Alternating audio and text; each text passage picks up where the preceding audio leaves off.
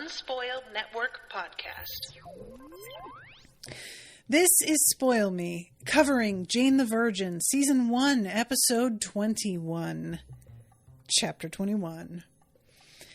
In this episode, Jane decides that she's going to take it back about the custody thing with Rafael. I guess. Personally, I was kind of for it, but I think she's doing the right thing, and I'm just being driven by anger, just like Jane was. Welcome to Spoil Me.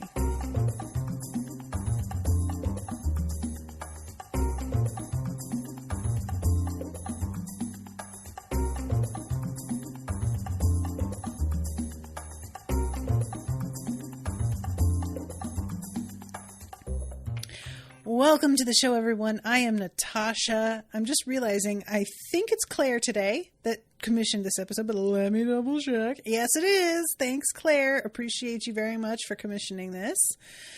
So I've watched this episode twice, and there is so much going on in this episode that I can't wait to talk about. I truly enjoy every time the show reminds us of the way Jane saw her life going versus where she actually wound up, because she is such a planner, and that would be such a big part of how she sees her life.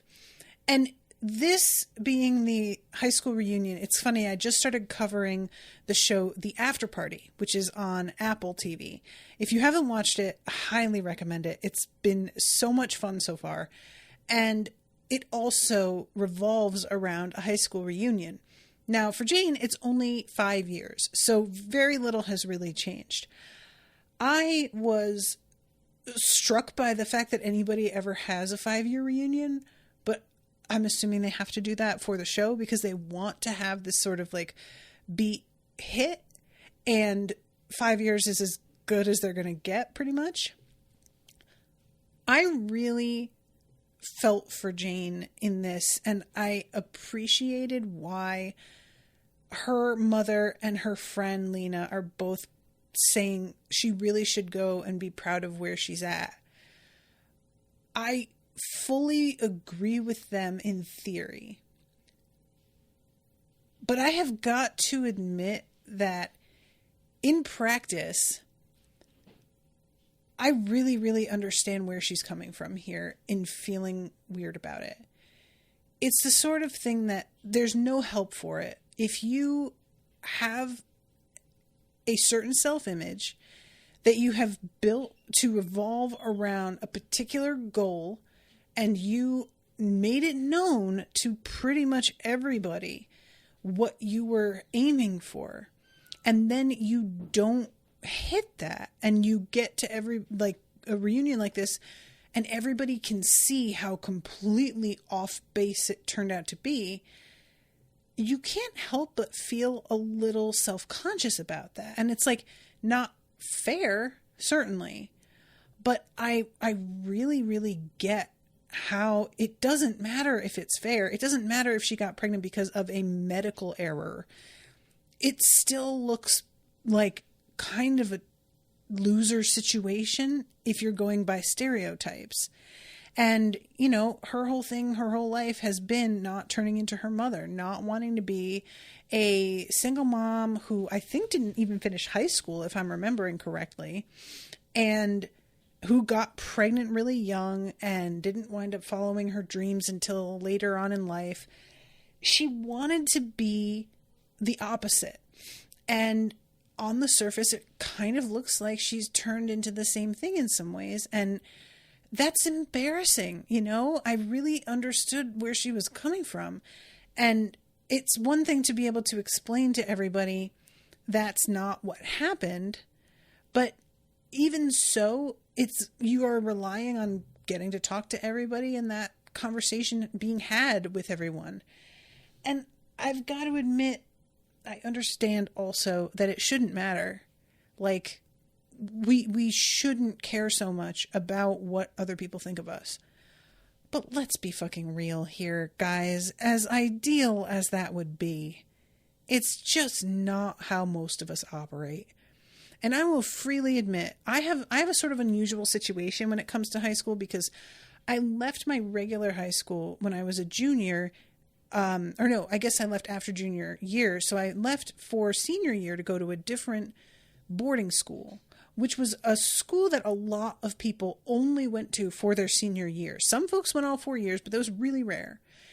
And because that school didn't have a consistent set of students for 4 years in a row, they don't bother doing a reunion at all. It's people just didn't get close enough for that to really matter.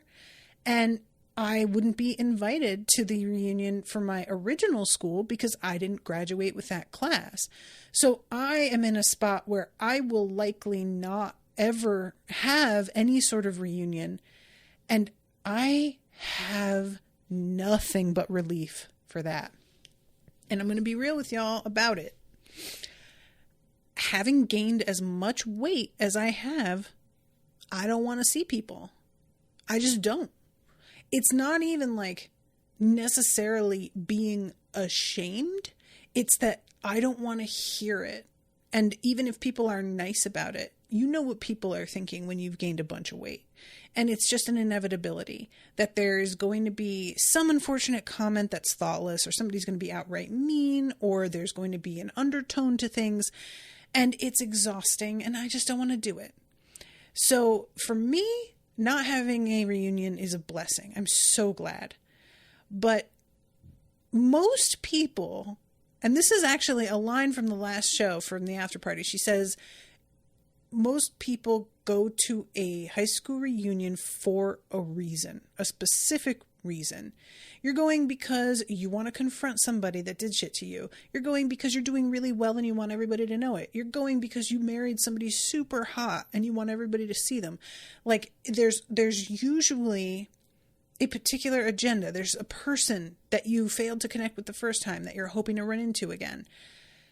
And I just can't imagine wanting to go because I give a shit about seeing the other people and where they're at. I didn't care about most of my fellow classmates. Most of my friends were a year ahead of me. And I just don't, even in Jane's case, it really doesn't seem like she's friends with anybody but Lena, and there's nobody particularly that we see her catch up with except for this one guy who it does not go awesome. And I was sort of like, who are you wanting to see? Like, what is this about? It's hard because the show can't focus on that too much. You know, there's got to be this one guy and that's sort of it. But I really was sort of thinking, as much as I understand what her mom and Lena were saying, I felt a little bit like, I'm sure she could sit this out. I'm sure it would be fine if she just didn't go. I don't think it would be a problem. And I kind of wanted them to just let her. So anyway, when we start the episode off, there's this really weird incident. So she comes in and she's clearly getting ready for this job fair. And she's looking around because it's all being broken down and the tables are being closed. And she is baffled, obviously. Came here prepared. And she looks and sees that the big sign says that the job fair will be from noon to 3. But she opens her planner and it says from 3 to 6. And she's like, wait, what the hell? And then she hears somebody say, oh, did you miss the job fair? And she turns around and there's this girl named Stephanie who is being really snide about the fact that she missed it. And what it says here is that her dad dated Jane's mom and it didn't end well. And then she says, you really shouldn't leave your planner lying around where everyone can see it. And she's got this flawless, like, mint dress.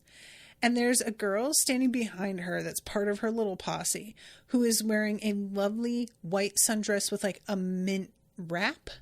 And another girl who is wearing a pink polka dot sundress and a little like pink shrug. And it's very funny because like you can go either way when you're doing Mean Girls in high school. And a lot of the look that they go for is really either kind of like skanky a little bit, or you can go super rich, preppy look. And this was a job fair, so it does make sense that they're a little bit more dressed up here. But the energy they're giving off is really feeling like just so... It almost reminds me of like Heather's, you know? But anyway, she gives her this look and strides past her, apparently having changed the date of the job fair in her planner because she knew Jane relied on it, which I can't imagine like having to rely on something that other people would be malicious enough to go in and change on you like that. That sucks. I would be so annoyed. So we have her here in another flashback that's more recent, where she's being snuggled by Michael and she is talking to everybody. And I'm pretty sure that it's Facebook, but it's like an old Facebook, so it looks really weird. But she is messaging everybody about how it's not too early to start planning our 5-year reunion. And she posts it. And she's really excited because Michael is going to come with her and she's in school and things are really going well for her. So at this point, she's on track for her original plan and she's feeling hype about sharing this with everybody.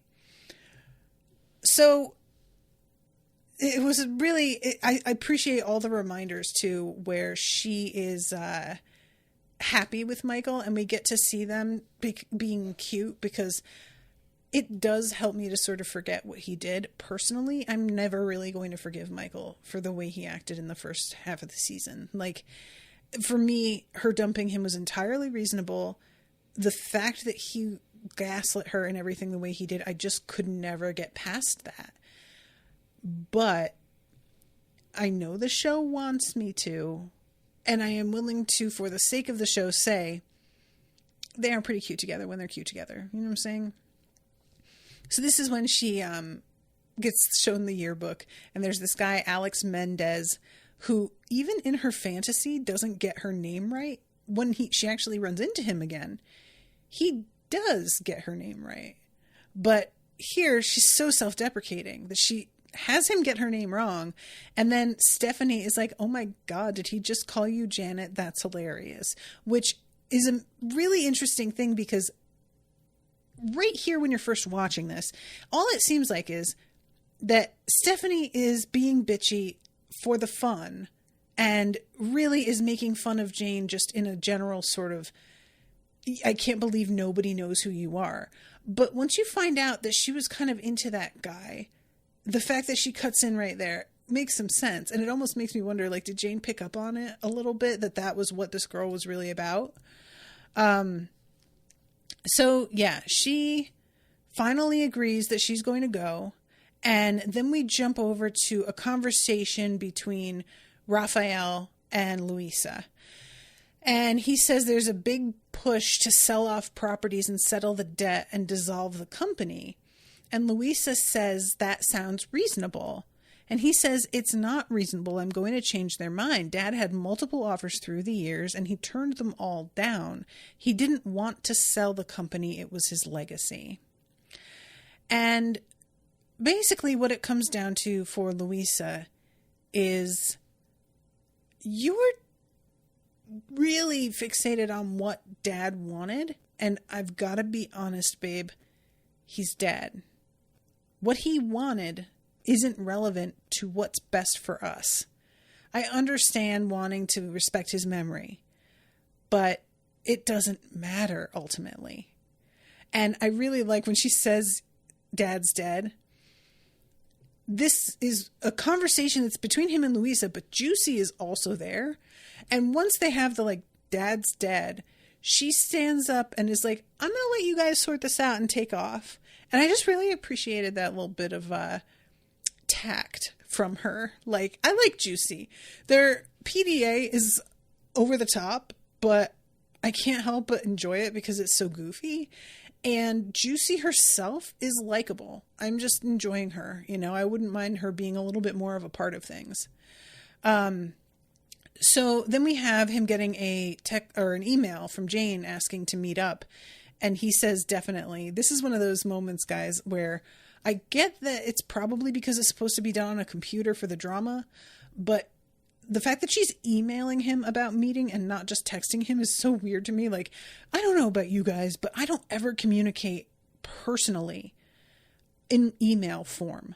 And maybe that's just me. Maybe other people do it this way, but like literally nobody that I have in my personal life, unless it's for my business, gets emails from me. It just doesn't happen. Rowan's in the chat saying, I never got on board with Michael, just nope. And yeah, like, you know, I'm willing to sort of be like, okay, I admit, I see that they have some chemistry together. I get what drew them to one another, but I just have this hang up. And that's honestly a really big problem with, especially nowadays when a lot of us are getting a little bit more comfortable with the vocabulary surrounding certain toxic behaviors. And toxic is a word that gets used way too much, but you know what I'm saying? Like, unfortunately, it also can go another way where people weaponize like psychology speak in such a manner, and it's gross. But I think a lot of us are starting to understand a bit more about trauma and trust and what is an apology and what means that your behavior is totally unacceptable, and like just demanding to be treated better.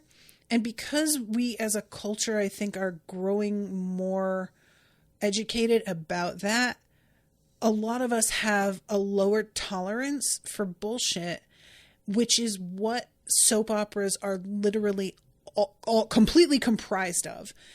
It's people just doing bullshit to each other repeatedly forever, where if you are a mature person who understands like how life tends to really work, most of the people involved you would just cut out of your life and be like, no, I'm not doing this anymore. I'm not seeing you again.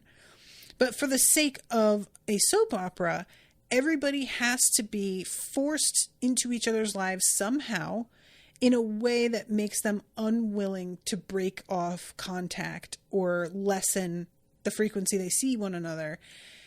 And you have to have that, or else there's no drama. So that's the problem, is like drama comes from people continuing to associate with folks they've had drama with. And if you are getting mature enough that you just don't do drama anymore, it can be very difficult to sort of like let go and enjoy a story that is all about people allowing drama in their lives. So I have to like balance those things and say that in real life, Michael's actions are unforgivable. But in the context of this show, I understand it's going to be the rare person that does something truly unforgivable and we just don't see them again, you know? So anyway, this conversation, he turns it to talk about Jane. And he says, like, I've been thinking about whether or not I would be happy without her long term, and I wouldn't. I'm not happy right now. I think that I made a mistake. And she's like, well, so what are you going to do about it? And eventually, because he's thinking about taking this business trip while Jane is sort of in a window where it's possible she could go into labor. She's effacing. It's a very low chance. I think the OBGYN tells him like a 5% possibility. But he's trying to feel out whether or not he can take this trip anyway. And this is one of those things where I feel like he's just overcorrecting, because there have been so many opportunities for Rafael to put Jane and the baby first, and he hasn't. He's put business first.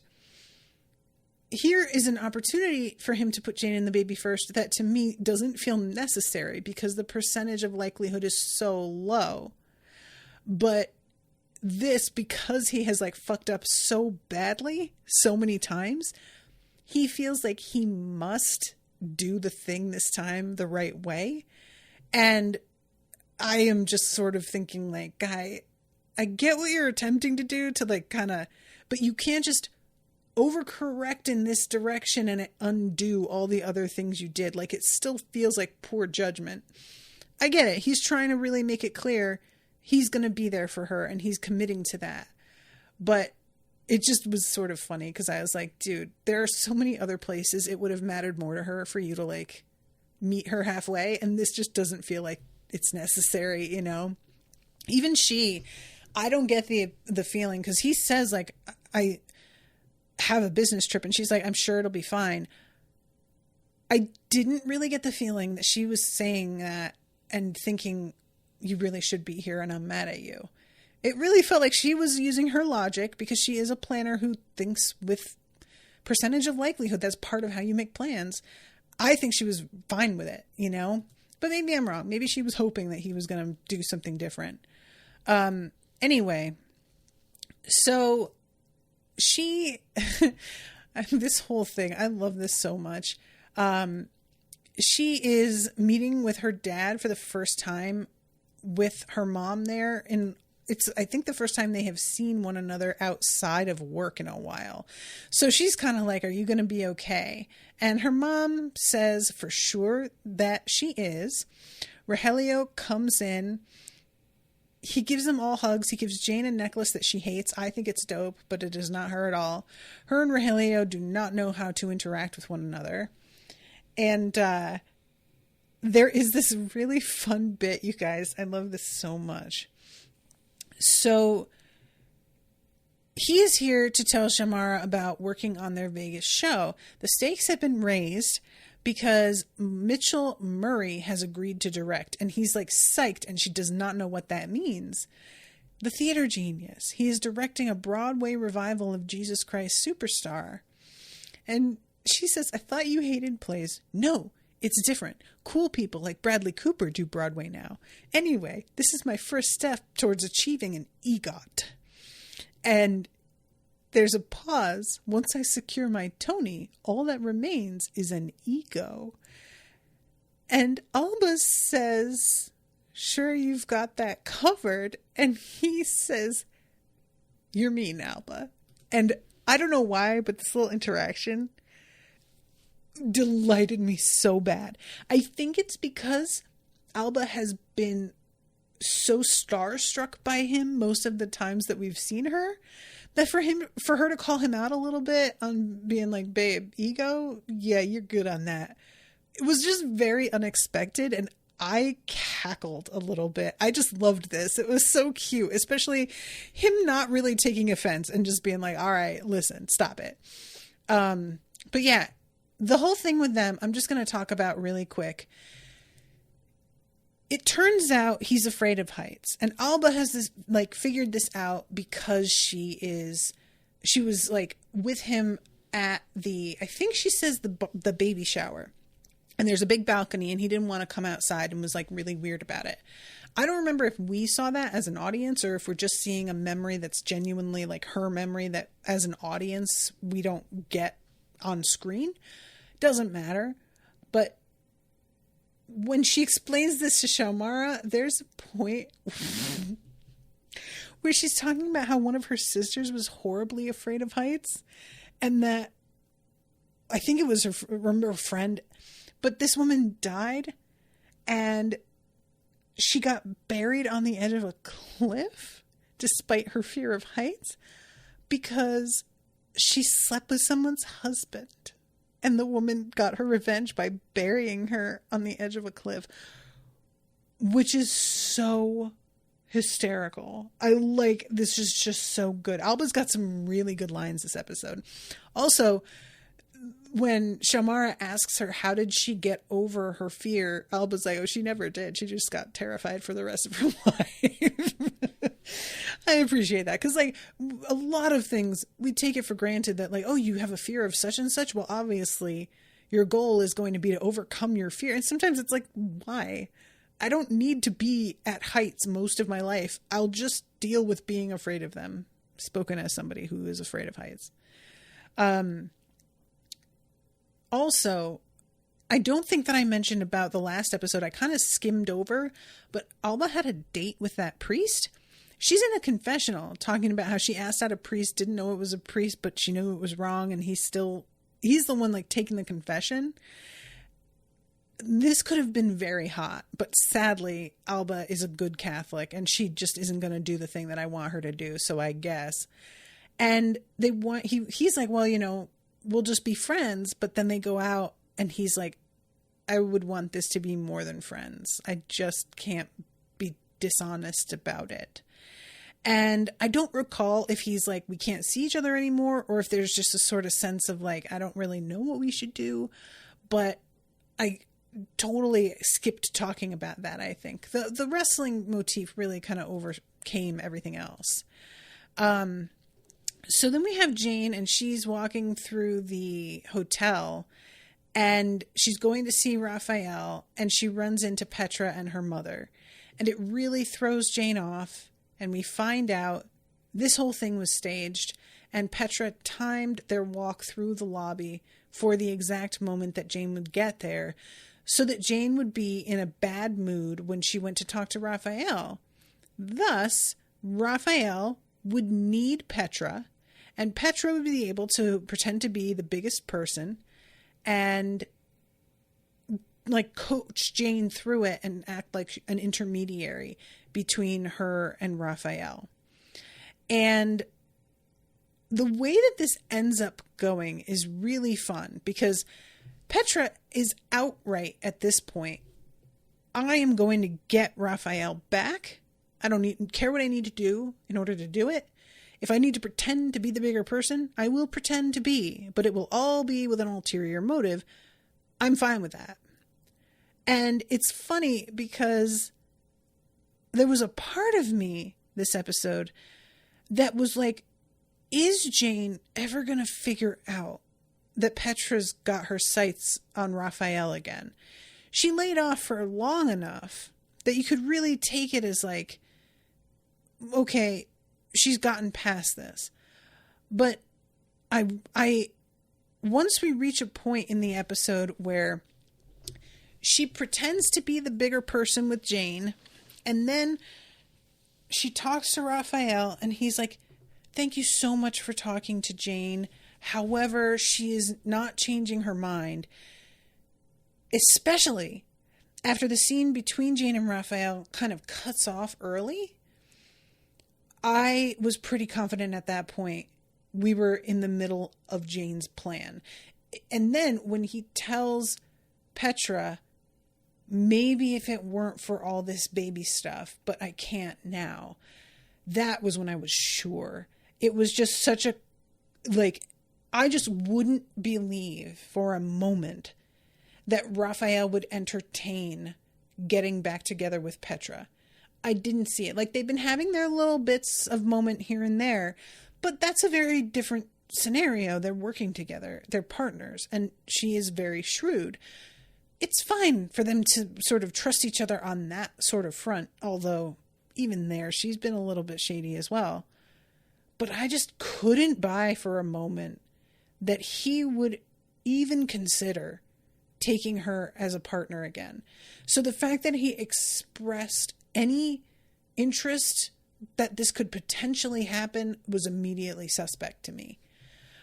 But that doesn't mean it wasn't still very satisfying to watch it play out. So this is the first conversation where Jane is talking to Rafael, and she tells him that she wants full custody. And he had been planning to tell her that he wanted to get back together.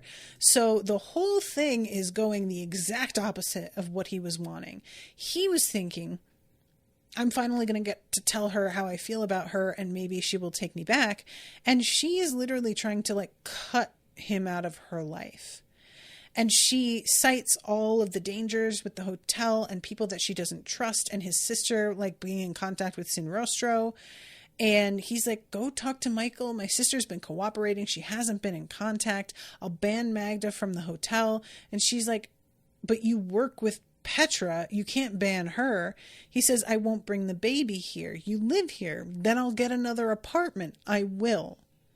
And that is the moment where she stops and sort of looks at him. And there's like a real sense for me of startlement that she didn't think he was going to be willing to do something that huge, which Shamara says that's a big deal that he offered to do that. And Jane's like, whose side are you taking? But genuinely, it is kind of a big deal. Like, considering how little he's been willing to budge, that's a, sizable commitment here.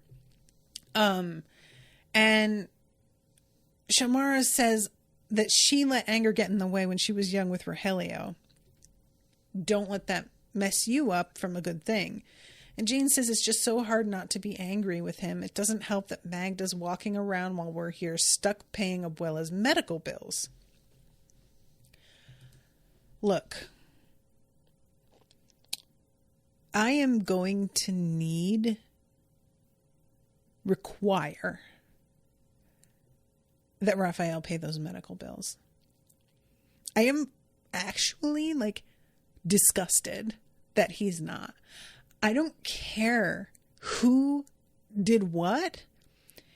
She got injured at your property after a party you threw where you provided the alcohol. You pay for this, sir. I am so mad. If the show never brought this up, fine. I wouldn't think of it. But if we're going to have it be this, it's the exact kind of thing that a person with money wouldn't consider. And the exact kind of thing that a person as proud as Jane would not mention around him. And I am super mad. I need him to find out what it costs to hospitalize Abuela, because it's got to be at least $6 or $7 grand. She was in the hospital for several days. She was requiring a full life support, was in a coma for a minute, and had to be taken by emergency. All of that adds up.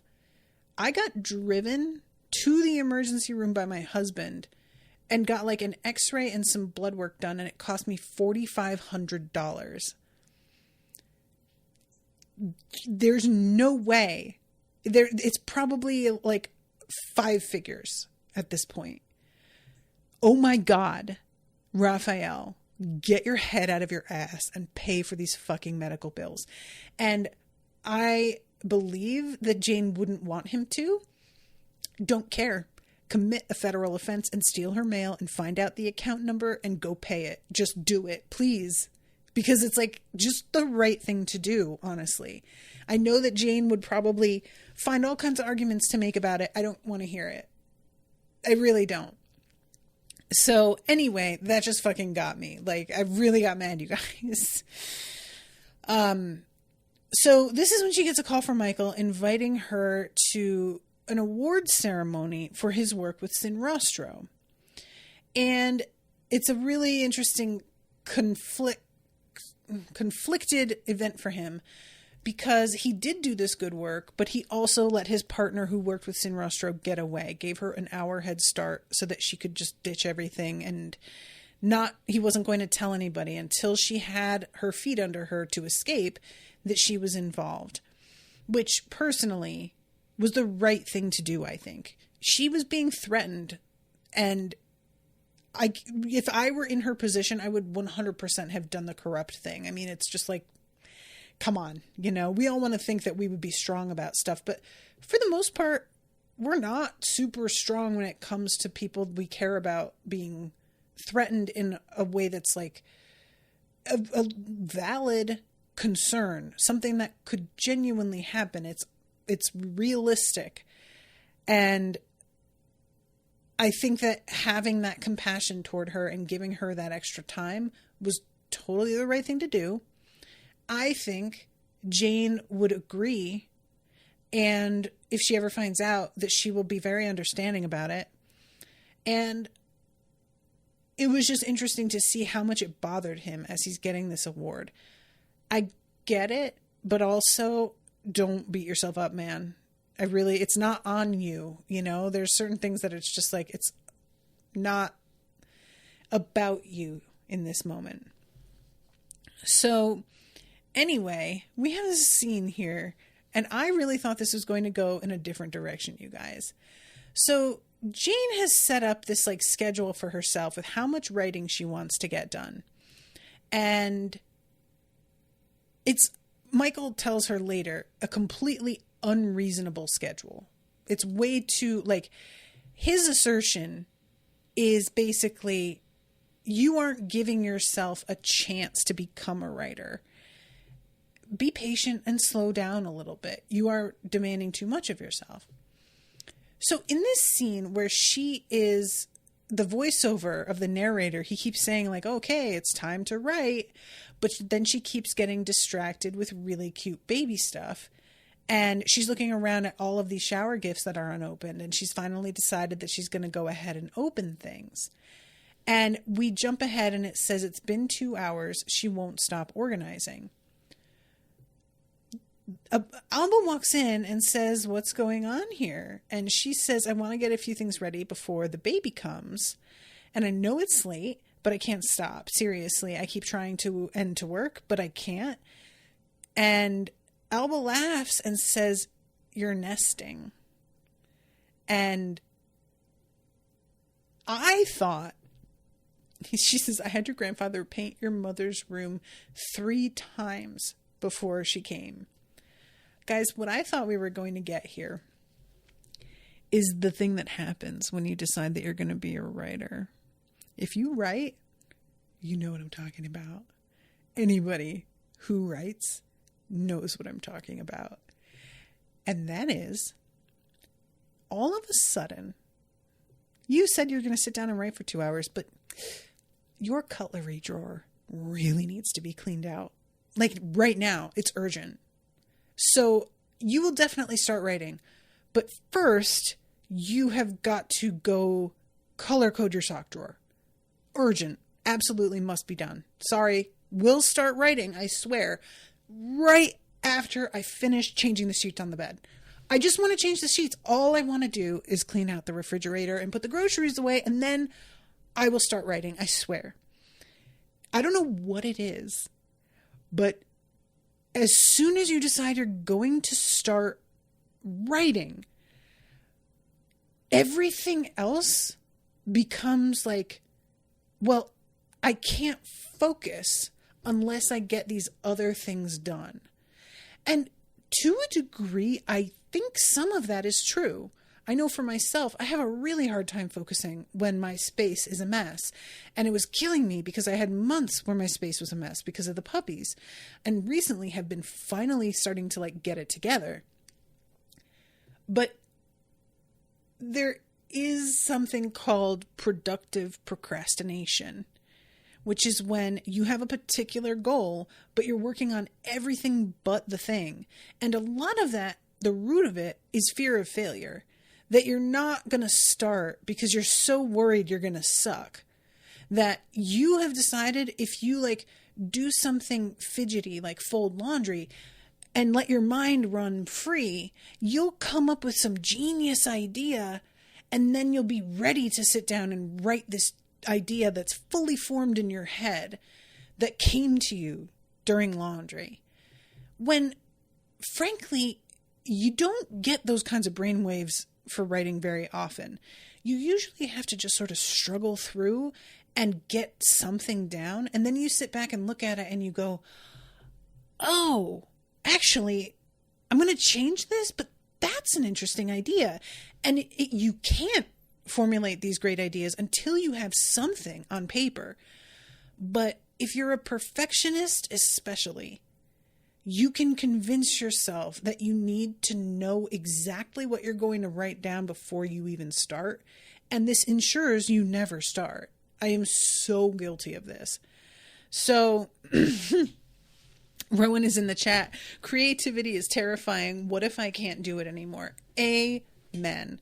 It is really like writing specifically is something that I struggle with because I am extremely creative, but I tend to do that a lot more with a visual art, which I feel confident in because I've done a lot of visual art in my life And it's a very subjective thing. But to a degree, as much as writing is subjective, there is like a base level standard that we can all agree is decent writing. And I don't know that I've ever achieved that in my life. So I don't feel confident that I can get that done at all. And there's a sense of, because I've read so much great writing, I am like prematurely embarrassed at how bad my effort is. Whereas with design and art, a lot of the stuff I see out there is not remotely as cool as mine. And I'm very much like at the top of the pack and feel great about it.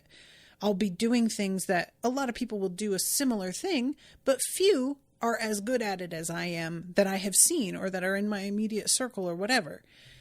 Writing, like there's a lot of good writers out there. There's a lot. And you have to practice to be any good. And I haven't practiced because I'm a perfectionist. So you do the math. So anyway, that's what I thought this direction was going to be. And instead it's about her just like being obsessed with preparing for the baby, which I am certain happens, especially to a planner. I, being also a planner, got into this mode very much when we decided to take in the puppies. Like you should have seen my Amazon wish lists and stuff, guys. It was out of control. But I was a little bit disappointed. I'll be honest. I just realized that I said I was going to cover the whole thing with Xiomara and Rogelio, and then I like completely veered off. It turns out he is afraid of heights, and she winds up sort of taking the fall for him because he's afraid of this platform with their Vegas show that goes up into the air. And he doesn't want to be labeled as a difficult performer.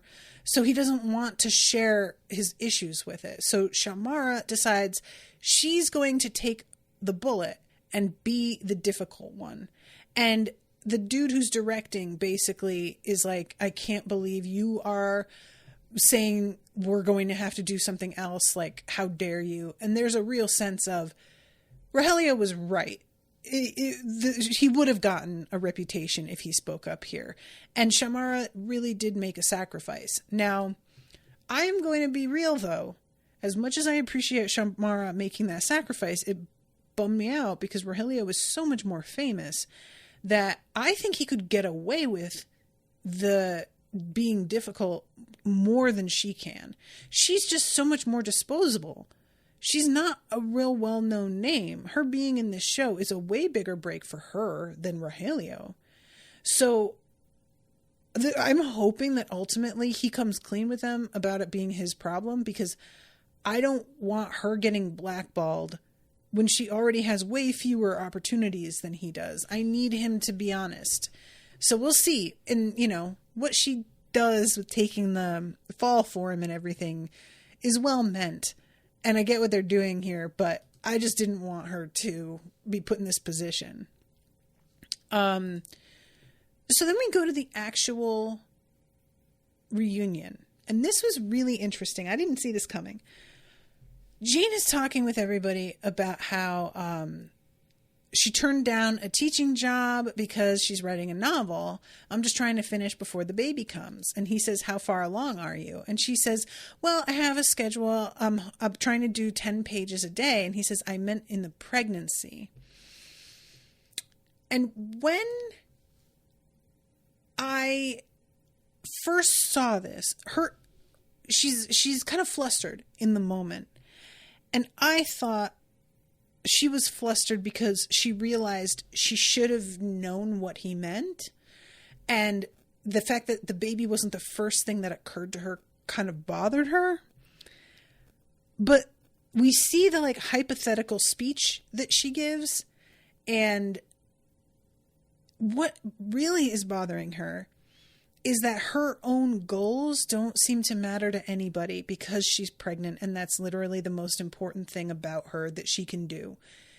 And I sort of appreciated this. I am not going to have kids, and I'm going to be real. I just don't really see the appeal.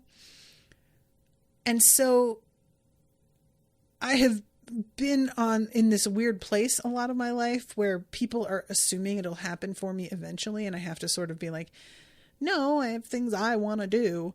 And everybody who is very traditionally minded cannot imagine having your own goals that matter enough to you that you would forego these like imaginary children that they think would be so adorable and you'd be such a great mom. And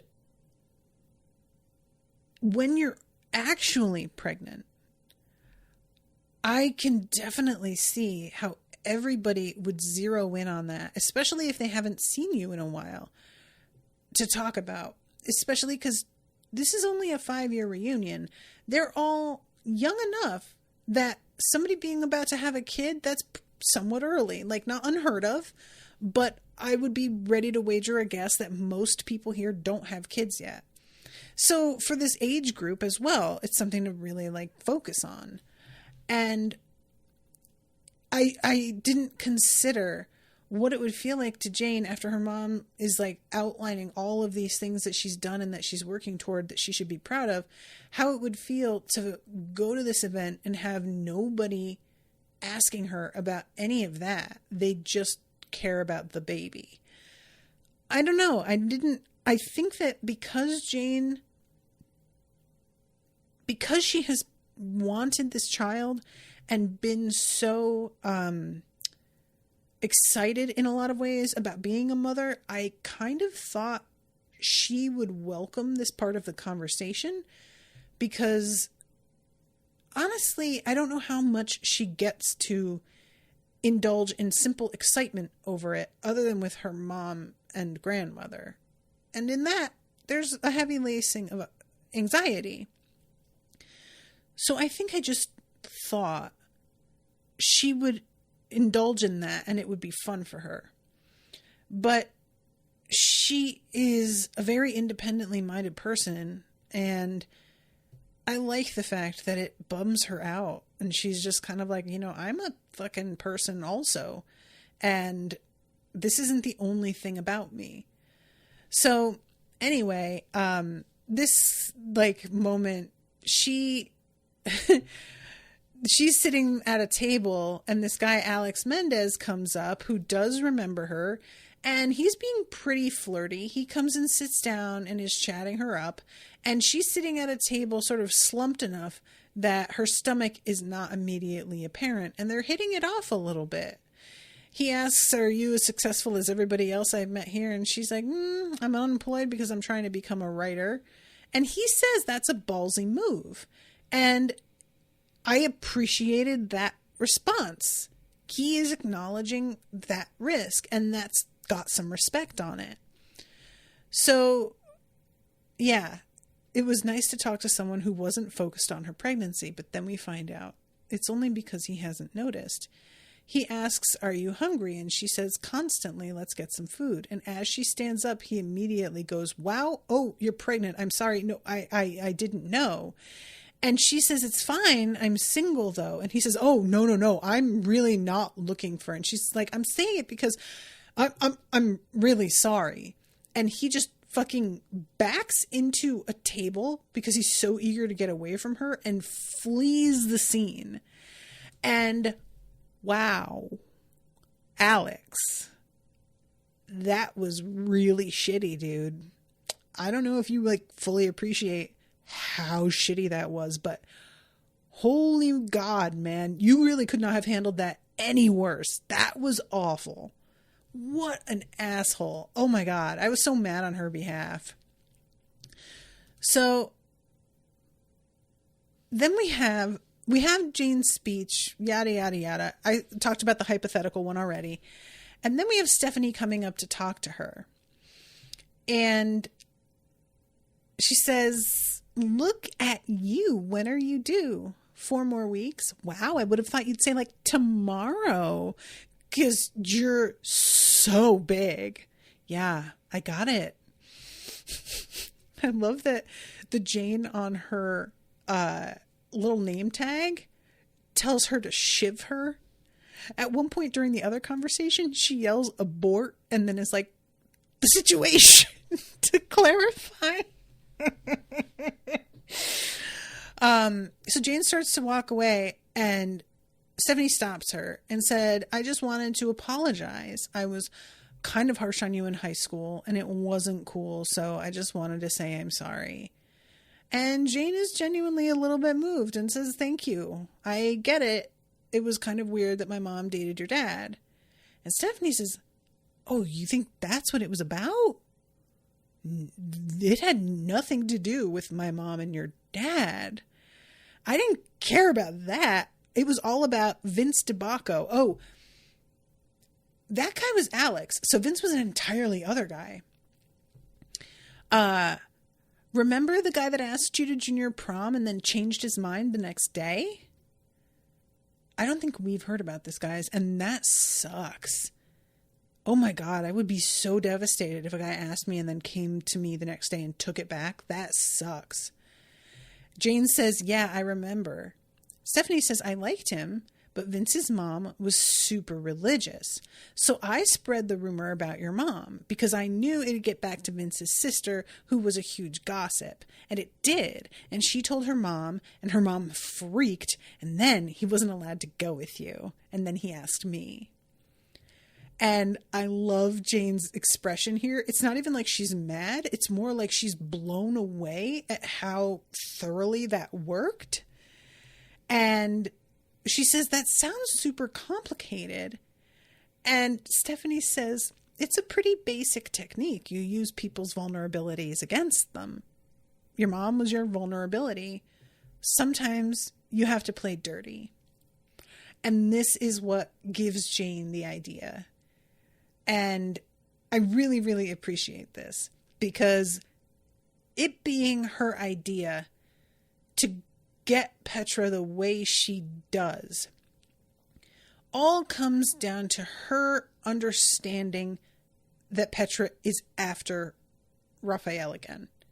And Rafael himself is not aware of it. So when she says it to him, he is like ready to argue with her, and she just puts her hand up and is like, no, yeah, trust me, that's what she wants. Like, that's not what we're even talking about right now because I'm so certain of it.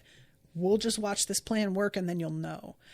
So before we get there, I want to talk about the conversation that she has with Michael, because they're texting a lot about, little things that are going on in their lives. But then once she goes to this event with him, they get to a point where they're going to get on the phone and chat with one another.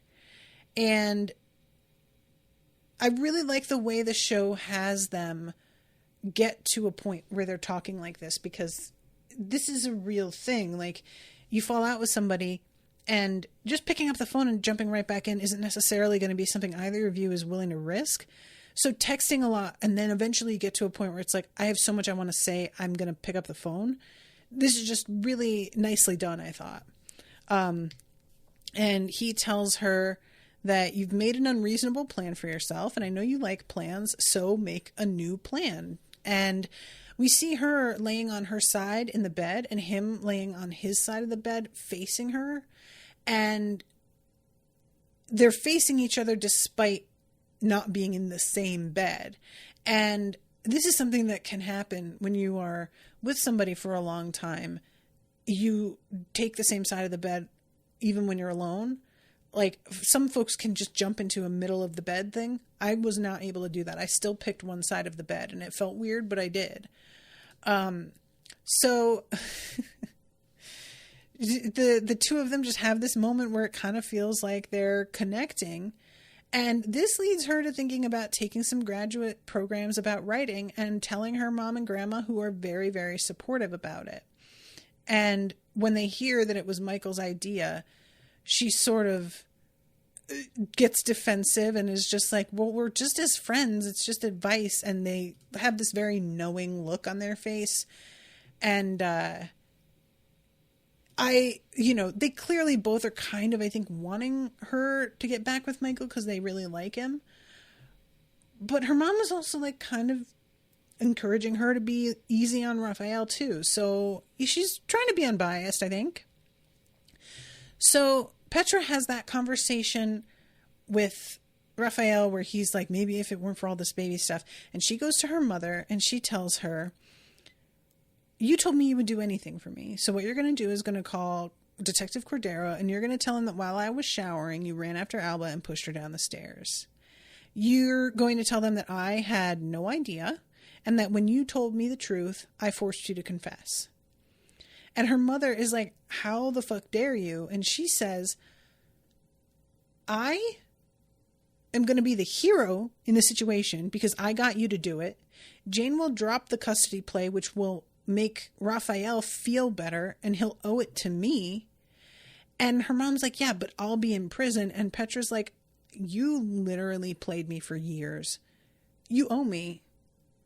And once you're out, I'll take care of you. You'll take some kind of plea deal, but you owe me. And her mother does seem to recognize that this is true. And I just really appreciated the whole way that this went down and how I am hoping this means Magda's out of the picture for a little while, because I find her character to kind of be a drag on everything. And I don't know what it is, if it's just like the energy of the actress herself or the odd place she occupies in like the mechanics of the show, but I'm kind of over her. So I'd like for her to be removed from the equation. So then we get the flashback to Jane and the part that we didn't see, where she says, I don't want to keep the baby from you. I know you'll be a good father. You were right. I need to separate things. And Michael said that after your sister checked out, and I don't really think that Petra would hurt the baby. But I still want her mother in jail, and I think I know how we can do it. And she says, you're Petra's vulnerability because she's still in love with you. Wait, she's not though. Trust me. She is. And I think that she'd do anything, even turn in her own mother, if she thought she had a chance with you. And Rafael has a moment of like, oh, really? So then we go to them celebrating that this actually worked. And she says, I feel like I should apologize for letting things get ugly. He's willing to be like, it was for the baby. And she's like, well, it was, but also I was fucking pissed at you. Like, you ended things with me so abruptly. And he starts once again, Jane. And she says, but I get it now. And you were right. It wouldn't have worked in the long run. And that was hard for me to accept because of how much you hurt me. But I feel like I'm on the other side. And I really do want us to be friends. And he has a pause where he decides he's not going to tell her what he was originally going to tell her. I'm going to be really honest. I hated this. This is one of those things. Like, I get what we're doing. We need to draw things out. They can't just make up. We need to give Michael more of an opportunity to wedge himself back in so we can add to the drama. But in reality, I just think if you're about to tell somebody something, and even if they act like that's not what they want to hear, they're operating out of a completely different context than you because they don't have all the information. And it's only fair that you let them know what the options are. And her choosing what she chose when she doesn't have all of her options in front of her isn't a fair choice. Like, I personally don't think this was the right thing to do. I understand his thinking that, like, oh, well, she's decided she doesn't want to be with, but it's also the kind of thing that if you are Rafael in that moment, you have to hear that she's attempting to make the best of a breakup that was devastating. Like, she's saying it wouldn't have worked out in the long run because she's attempting to make up with you to the point that you can be around each other. And you haven't, like, come on, man. Like, just read between the lines here, you know? But anyway, then we jump back to the house where they are celebrating Magda being in jail, and Michael shows up with another bottle of sparkling cider. And then when we go back to the hotel, Rafael is telling his sister that he is going to stay and skip the trip. He doesn't want to be like their father. This is my chance to be a different choice, or to make a different choice. And she says, yeah, I think that you are making the right choice. When she says, what about Jane? He says, what do you mean? And she says, call her, tell her you made a mistake. He replies, it's not that easy. And at this point, Juicy walks in and says, do it now. And I got really excited because I got so mad that he didn't tell her anything. And then he takes his phone out right there. And I'm like, oh my God, are we about to have like a real moment of like the problem being solved before it begins? No. He's calling. Shamara sees the phone ringing on the center island, peeks out the window and sees that Jane and Michael are sitting together and talking and having a bit of a moment. And she decides to end the call. It says send to voicemail. I don't know whether he leaves a voicemail or just hangs up. That's the real key thing here. If he leaves a voicemail, I need him to tell her how he feels in the voicemail. None of this, I really need to talk to you. No. He needs to fucking say what he feels in the voicemail. However, then you have the problem of a voicemail is a very vulnerable thing that can be deleted by somebody who doesn't want you to see it, which is a plot point in a lot of different things. So that, you know, I don't know. But I'm not mad at Shamara exactly, because honestly, the moment that she was having with Michael, even if you're not rooting for them to get back together, it doesn't feel like a polite thing to interrupt with a phone call. I wouldn't probably have done it either. I'll be honest. I'm not even, this isn't about taking sides with one or the other. It just is like, there's a moment for things, and I don't feel like she'd want to take a call from Rafael right now. Especially knowing what he's calling about, definitely not. But even without that, you don't know what he's calling about, and it just feels like probably she can just talk to him later, But when we go outside, the two of them are talking about that it felt like old times, and she says, is that okay? Are you still okay with us being friends? And he says, I'm going to be honest, in a perfect world, I would want more. But the world's not perfect, and the most important thing is that I want you in my life. And if you want to be friends, I'm good with that. That's still all you want, right? And she says, yes, definitely. But it's very clear that's really becoming less and less certain at this point. And I liked the way that Michael answered the question. He doesn't pretend that he isn't still struggling with having feelings for her. He is very straightforward, and I like that. It was a point in his favor here. But, I really am curious what the next episode holds, if he left a voicemail for her or not, and how that affects things. So, all right, I'm over time, so I better wrap. But thank you guys so much for hanging out with me. Appreciate you all a lot. And thank you, Claire, for commissioning this episode. Thank you to April and Rowan for hanging out in the chat. And until next time, toodaloo, motherfuckers.